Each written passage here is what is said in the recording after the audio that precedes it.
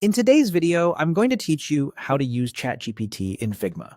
By the end, you'll know how to call up a simple ChatGPT plugin right inside your design file, so you can brainstorm content, refine microcopy, and explore ideas without switching tabs. Begin in an open Figma file. Look toward the bottom of the Figma window and click the action icon. This opens the quick panel where you can find helpful tools without digging through menus. If your interface looks a bit different, no worries. Just focus on that small icon along the bottom bar that brings up actions and resources. It's a fast way to keep your hands in the canvas and your flow uninterrupted. From there, choose Plugins and Widgets. This area is designed to help you extend Figma with extra capabilities. It centralizes what you can run in your current file, so you don't have to hunt around. Think of it as your toolbox. When you need something beyond the default features, this is where you go. Keeping your workspace tidy and using this panel keeps things consistent and easy to access across projects.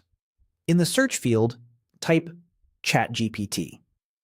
Use clear spelling and give it a moment to return results. If nothing appears immediately, make sure you're searching within plugins and widgets and that you're connected to the internet. Searching here helps you quickly narrow down to exactly what you need, instead of scrolling through long lists. It's a simple step that saves time, especially when you're in the middle of designing. When you see simple ChatGPT plugin in the results, click it.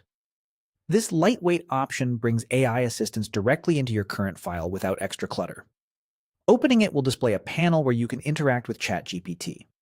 If multiple results appear, look for the one that's specifically named Simple ChatGPT Plugin to keep things straightforward and predictable as you work. Now type your prompt in the plugin. Be specific about what you need. For example, you might ask for UX microcopy for a sign-up button, alternate headlines for a landing hero, or a concise error message in a friendly tone. Mention your context, audience, and any constraints like character limits or brand voice. Clear prompts lead to clearer results. If the first response isn't quite right, refine your prompt by adding details such as tone, length, or format. And as a best practice, avoid entering any confidential information. Treat prompts like public notes. That's it.